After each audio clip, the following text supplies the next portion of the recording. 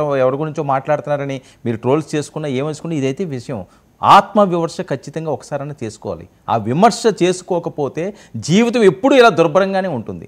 ప్రతి ఒక్కరు కూడా మన తప్పు చేసామంటే ఒకసారి ఆత్మవిమర్శ చేసుకుని ఇదిగో ఈరోజు నేను తప్పు మాట్లాడాను, లేకపోతే ఈరోజు నేను ఒకరిని బాధ పెట్టాను, ఈరోజు నేను ఇబ్బంది పెట్టాను, సరే ఎందుకు ఇలా చేశాను అని మనలో మనం అనుకుంటే రేపు మళ్ళీ ఇంకోటి రాదు. ఈరోజు నేను భలే చేశాను, ఈరోజు నేను భలే టచ్ చేశాను, ఈరోజు నేను భలే వర్ణించాను అని చెప్పుకుంటే ఈ బతుకు బతికినా ఒకటే, చచ్చినా ఒకటే.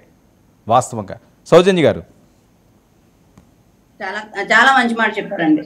నిజంగా అమరావతి రైతుల విషయంగా జరిగిన దానికి ఈరోజు వాళ్ళకి బాలకోటయ్య గారి ద్వారా కొన్ని విషయాలు చెప్పడం, దాంతో మీరు చెప్పిన మాటలు ఏదైనా సరే ఇంకా మనం 1-10 సార్లు చెప్పుకున్నా కూడా ఇవన్నీ కూడా ఎన్నిటికీ ఫుల్ స్టాప్ ఎక్కడ పడుతుంది అంటే ఖచ్చితంగా వీళ్ళందరూ కరెక్ట్ గా పనిషబుల్ అయినప్పుడే, అంటే ఎదుటాళ్ళకి భయపడేటప్పుడే. మనం ఇలా పోస్టులు పెడితే మనకు కూడా ఇదే గతి పడుతుంది, ఇదే దుర్భర పరిస్థితిలో మనం ఉంటాము అని ఎదుటాళ్ళకి భయం కలిగినప్పుడే వారు తగ్గుతూ ఉంటారు. కాబట్టి ఈ మెయిన్ ఈ రోజు సోషల్ మీడియా అనేది ప్రతి ఒక్కరికి ఫోబియాలా పట్టుకుంది. కాబట్టి దీన్ని చాలా స్వచ్ఛంగా వాడాలి, వివరణాత్మకంగా వాడాలి, ఇన్ఫర్మేషన్ కోసం వాడాలి.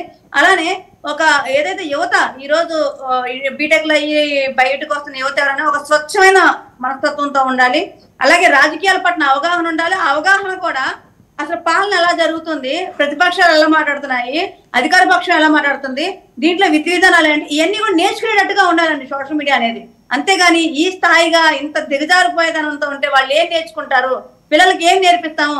సోషల్ మీడియా ఓపెన్ చేయండి, లేకపోతే ఎవరైనా పెద్ద పెద్ద వాళ్ళ అకౌంట్లు చూడండి అంటే దేనికి చెప్తామంటే వాళ్ళు ఏదైనా దాని మీద ఎడ్యుకేట్ అవుతారని చెప్పని మనం చెప్తాం జనరల్ గా. కానీ ఈ రోజు ఆ అకౌంట్లు చూస్తే అన్ని బూతులు రోతలు ఇయే తప్ప ఇంకొకటి ఉండట్లా. కాబట్టి ఇప్పటికైనా సరే ఇంకా వేగవంతం అయింది కాబట్టి ఇంకా వేగవంతం చేసి మీరు చెప్పిన 15,000 మంది ఏదో పై తీరుకున్నారు అంటున్నారు కాబట్టి వాళ్ళందరినీ కూడా ట్రేస్ చేసి ఎవరిని కూడా వదలకూడదు. వాళ్ళు పెట్టిన పోస్ట్ యొక్క తీవ్రత బట్టి వాళ్ళకి తీవ్ర స్థాయిలో, అంటే నేను ఇందాక చెప్పినట్టు ఉగ్రవాదులకి ఎలాంటి పనిష్మెంట్ ఉంటుందో ఆ స్థాయి నుంచి మొదలు పెట్టి ఈ ఐటీ యాక్ట్ ఇప్పుడు కొత్తగా తీసుకొచ్చారు కదా, ఐటీ 65 ఆ యాక్ట్ వరకు కూడా వాళ్ళ మీద కేసులు పెట్టాలని చెప్పి ఆ కేసులు పెడతారని చెప్పని మేము భావిస్తున్నాము. కాబట్టి ఈ రోజు ఈ డిబేట్ ద్వారా అయినా సరే ప్రతి ఒక్క సోషల్ మీడియాలో పనిచేసే ప్రతి ఒక్కరికి కూడా గుణపాఠం అవ్వాలి. పోస్ట్ పెట్టే ముందు ఆలోచించుకోవాలి. మనకు అది ఎవరైనా సరే వైసీపీ వాళ్ళు వచ్చి, టీడీపీ వాళ్ళు, జనసేన వాళ్ళు వచ్చి, ఎవరైనా సరే జనసేన వాళ్ళు ఎప్పుడు కూడా వాంటెడ్ గా పెట్టరు. ఎందుకంటే స్వతహాగా అభిమానం నుంచి వచ్చిన నాయకులు కాబట్టి చెప్తున్నా. వాళ్ళకి కౌంటర్ గా పెట్టాలని ఏమన్నా కొంచెం అటు ఇటుగా పెడతారు తప్పితే ఇంటెన్షనల్ గా అయితే పొరపాటున ఉండదు. ఇక ఇవన్నీ చూసైనా సరే మనం చేసే పనులు ప్రమోట్ చేసుకుందాం, మంచి పనులు ప్రమోట్ చేసుకుందాం తప్పితే ఇలాంటి పిచ్చి ఆలోచన చేసి పిచ్చి ఇది చేస్తే మాత్రం ఖచ్చితంగా పనిషబుల్ అవుతామని చెప్పని నిరూపణ అయ్యే విధంగానే రేపు వాళ్ళకి పడే శిక్షలు అనేది ఉంటాయని చెప్పని మేము భావిస్తున్నామండి. ఖచ్చితంగానండి. యాజ్ ఏ జర్నలిస్ట్గా ఒక ఎడిటర్ స్థాయి వ్యక్తిగా మళ్ళీ ఇలాంటి అంశం మీద నేనైతే డిబేట్ పెట్టకూడదని మనస్ఫూర్తిగా కోరుకుంటున్నాను.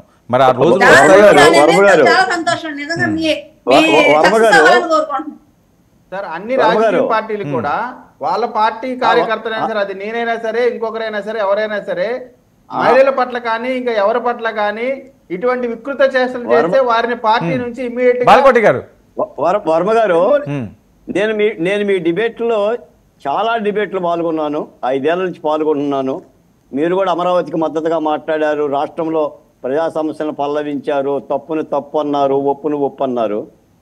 లీడర్ సినిమాలో గొల్లపూడి మారుతిరావు మాట అంటాడు, ముఖ్యమంత్రి గారు ఎప్పుడైతే ఎమ్మెల్యే జీతాలు పెంచి వేరే కాంపిటీషన్ సభంతా కూడా ఒకసారి ఆనందంగా చప్పట్లు కొడుతుంది. అలాగనే ఇంత చల్లగా డిబేట్ జరగటం డబల్ లైన్లో మీ పంచి డిబేట్లో ఇదే తొలిసారి అనుకుంటా. ఎప్పుడు మాటలో చూసేవాడిని. చాలా ప్రశాంతంగా ఇవాళ డిబేట్ జరిగింది. నాకు కూడా గొల్లపూడి మారుతిరావు గారు కలిగిన ఆనందం కలుగుతుంది. ఎందుకంటే మనం సమాజానికి మంచి చెప్పాలంటే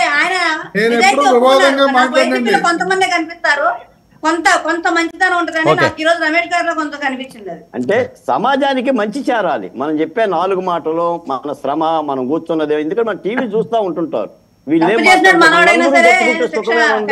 సమానంగా ఉండాలని చెప్పని ఆయన మనస్తత్వం మాత్రం ఈ రోజు నాకు డిబేట్